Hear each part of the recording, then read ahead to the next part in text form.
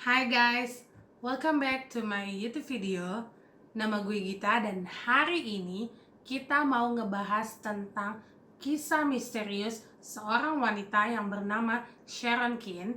Siapa sih Sharon Kin itu? Kenapa sih dia? Mau tahu gimana ceritanya? Ya, check this out.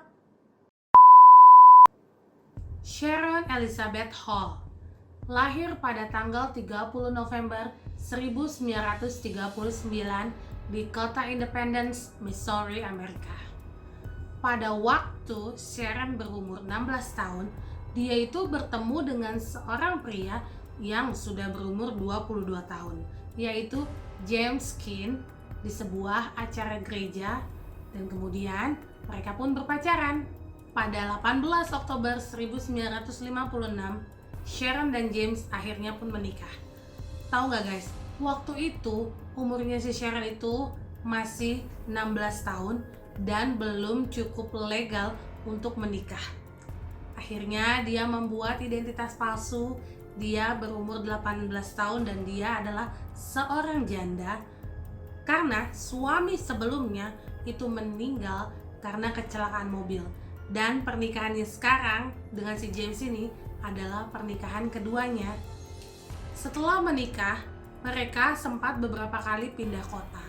Lalu pada akhirnya mereka kembali lagi ke Independence, Missouri.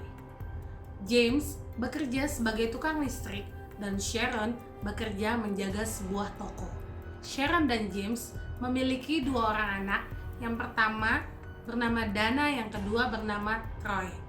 Sharon diketahui memiliki habit yang lumayan jelek ya guys. Dia suka sekali berfoya-foya, menghambur-hamburkan uang untuk membeli sesuatu yang sebenarnya bahkan dia nggak butuh gitu guys. Terus karena gaji dari si James ini juga kecil, jadi hobi shoppingnya si Sharon ini kurang tersalurkan ya guys gitu. Parahnya si Sharon ini bukannya dia mengurangi hobi jeleknya ini, dia malah mencari pria-pria lain untuk bisa dipacarin, untuk bisa dikeruk uangnya dong guys. Pada tanggal 19 Maret 1960 diketahui bahwa James Kin itu terbunuh ketika dia sedang bermain dengan putrinya yang bernama Dana yang pada waktu itu berumur 2,5 tahun. Menurut kesaksian dari Sharon, suaminya saat itu sedang bermain bersama si Dana ini dan tiba-tiba terdengarlah sebuah bunyi tembakan.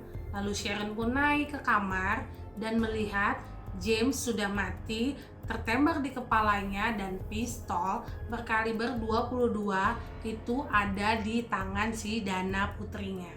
Sharon pun menelpon polisi, ambulans pun datang dan si James Kin ini pun dibawa ke rumah sakit, tapi James harus meninggal ketika di perjalanan mau ke rumah sakit. Penyelidikan polisi saat itu juga sangat buntu ya guys. Polisi tidak dapat mengidentifikasi sidik jari di senjata pembunuh, yaitu pistol berkaliber 22 tersebut. TKP yang ada juga sudah rusak ya saat itu, karena ketika polisi datang, TKP itu sudah dipenuhi oleh keluarga dan teman-teman dari Sharon. Akhirnya polisi pun menutup kasus ini sebagai kasus pembunuhan yang tidak disengaja. Dan setelah kasus ini ditutup, akhirnya Sharon mendapatkan asuransi dari kematian James Kin sebesar $29.000 Amerika. 18 April 1960, Sharon bertemu dengan seorang pria yang sudah beristri, pemilik tempat jual beli mobil bernama Walter Jones. Jadi ceritanya gini guys, setelah uang asuransi kematian dari James Kin ini keluar, cair tuh kan ya, si Sharon ini berniat mau beli mobil dan dia membeli mobil di tempat si Jones ini kan. Akhirnya mereka berkenalan di situ dan Sharon itu tertarik sama si Jones karena Sharon mikirnya adalah Jones ini orang kaya kan, bisa nih menyalurkan hobinya dia untuk shopping. Makanya Sharon mendekati si Jones. Agak sulit sih sebenarnya Sharon untuk mendekati Jones ya guys, karena si Jones ini lumayan sayang sama istrinya. Tapi karena dipepet terus, akhirnya mereka pun pacaran guys. Dengan 1001 cara, si Sharon ini mau membuat si Jones ini bertekuk lutut sama dia. Sempet sih si Jones ini terpikirkan mau menceraikan istrinya. Cuma gak lama kemudian akhirnya si Jones itu sadar dan justru dia mau memutuskan hubungannya dengan si Sharon. Istri dari Jones bernama Patricia Jones bekerja sebagai seorang admin di salah satu perusahaan milik pemerintah. Pada tanggal 26 Mei 1960, Sharon menelpon Patricia. Ngajakin ketemuan lah ceritanya si Sharon ini. Mau ketemuan sama si Patricia untuk membicarakan tentang kenakalan si Jones gitu kan. Nah, si Patricia ini setuju karena kan dia juga penasaran kenapa sih suami gue gitu kan. Ngajaklah ketemu dan dijemputlah Patricia di depan kantornya oleh si Sharon. Ketika mereka sedang berbicara, akhirnya keesokan harinya guys, si Jones, suami dari Patricia, mengetahui ternyata Patricia ini nggak pulang-pulang guys, nggak ada di rumah, dan dia memutuskan untuk lapor ke polisi bahwa istrinya menghilang. Polisi pun mengecek posisi terakhir dari handphone Patricia. Ternyata ketika kejadian, nomor terakhir yang dihubungi atau yang menghubungi si Patricia adalah nomor yang si Jones kenal, yaitu nomornya si Sharon Kin.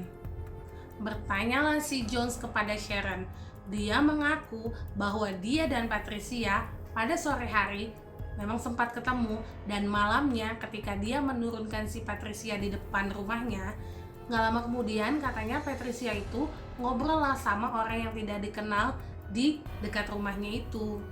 Nah, lalu si Sharon ini pun meninggalkan si Patricia dan dia bilang dia nggak tahu apa-apa guys. Jones ini sebenarnya kesel guys sama si Sharon. Jones ini mikir, ngapain sih lo ngasih tahu tentang affair kita ke Patricia? Kan gara-gara hal ini gitu Patricia jadi hilang gitu. Akhirnya Sharon pun merasa harus membantu Jones. Untuk menenangkan hati si Jones, akhirnya dia menyuruh si John Boldis, pacarnya dia, untuk mencari si Patricia.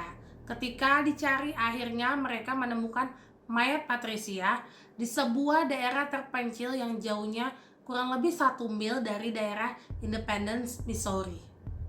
Mayat Patricia pada saat ditemukan mengenakan jaket berwarna hitam dan rok berwarna kuning. Patricia itu mendapatkan 4 tembakan dari pistol yang berkaliber 22. Patricia pun akhirnya dimakamkan pada tanggal 31 Mei 1960. Dan akhirnya diinterogasilah ketiga orang ini oleh polisi, Sharon Kin, Walter Jones, dan John Boldis. Dan ternyata guys, menurut hasil penelitian polisi, senjata pembunuhannya ini nggak ditemukan dong. Tapi pinternya polisi, dia itu menyelidiki semua orang-orang yang sudah mereka interview, apakah mereka memiliki atau pernah memiliki pistol berkaliber 22 itu.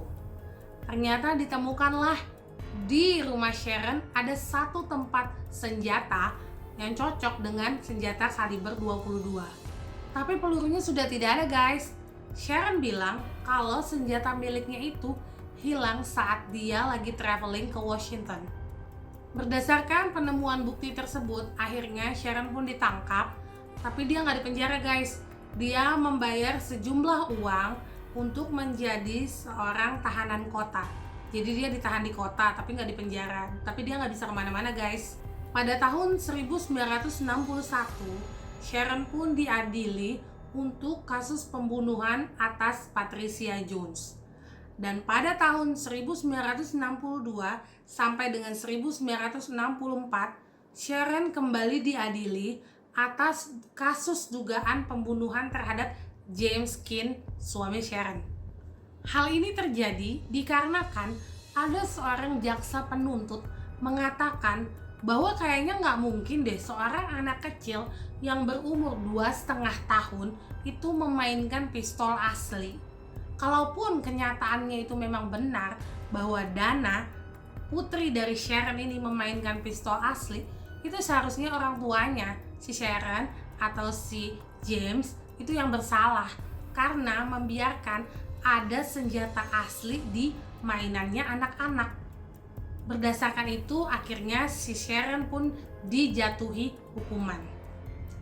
Pada kasus ini lumayan cukup alot ya guys, dijadwalkan sampai 4 kali jadwal persidangan. Dan sebelum jadwal persidangan keempat, Sharon ini pergi ke Meksiko dong guys, bersama dengan pacarnya yang lain yang bernama Francis Samuel Pulice. Sharon menggunakan nama samaran yaitu Janet Pulice. Sharon dan Samuel itu check-in di sebuah hotel lokal sebagai suami istri. Dan di sanalah si Sharon ini membeli sebuah pistol karena dia tuh merasa tidak aman kalau dia nggak memegang pistol. Apalagi ini posisi lagi di negara orang kan guys.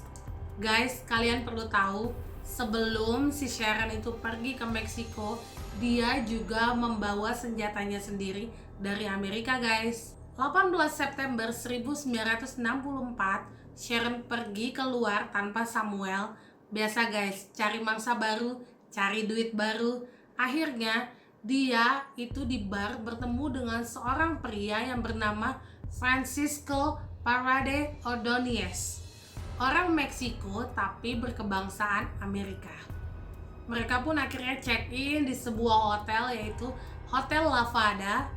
Kemudian terdengarlah sebuah tembakan dari dalam kamar mereka. Terus ada seorang petugas bellboy gitu masuk ke kamarnya itu yang bernama Enrique Martinez Rueda. Dia masuk ke kamar mereka melihat Sharon membunuh Ordonez.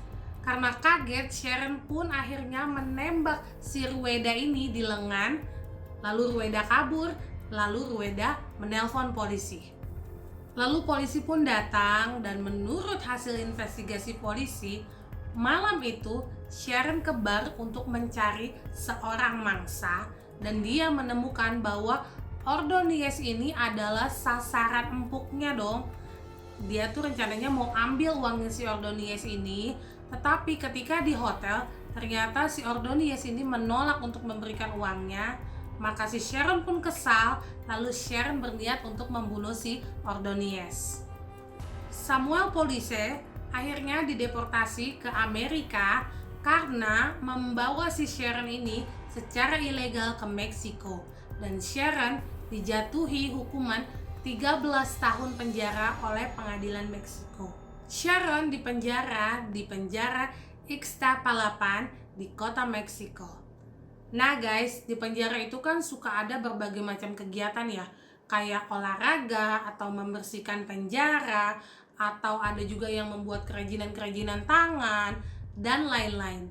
Nah, mereka sebelum keluar untuk melakukan semua itu, mereka biasanya harus absen.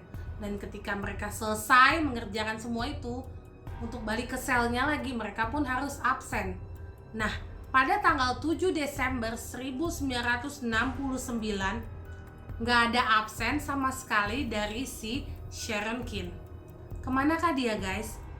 Ya guys, dia kabur dari penjara. Kebayangkan guys gimana caranya? Banyak teori-teori yang berseliweran di mana-mana mengenai kaburnya si Sharon Kin ini.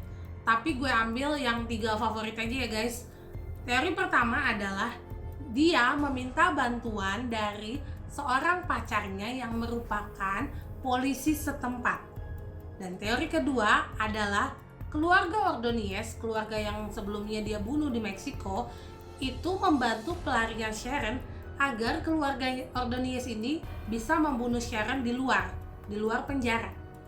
Teori ketiga, dan ini menurut gue adalah teori yang paling mungkin, adalah dia membayar sipir penjara untuk membantu dia melarikan diri. Menurut kalian yang mana guys? Komen di bawah ya. Satu kota Meksiko itu geger guys mencari keberadaan si Sharon Kin ini gitu. Sampai minta bantuan ke FBI, tapi hasilnya tetap nihil banget. Sampai dengan hari ini keberadaan si Sharon Kin ini tidak diketahui oleh siapa-siapa. Semua tuntutan hukum yang harus dia jalani baik di Meksiko maupun di Missouri Amerika akhirnya pun harus gugur. Sekian guys cerita kita untuk hari ini. Wow, gila banget kan perjalanan hidupnya si Sharon Kin ini. Panjang dan penuh liku-liku. Dia ini orangnya gak bersyukur banget guys sama apa yang dia punya gitu. Jadi dia ngerasa selalu kurang, dan akhirnya menghalalkan segala cara untuk mendapatkan apa yang dia mau. Terima kasih guys udah mau nonton video ini. Jangan lupa like, komen, dan subscribe. Bye!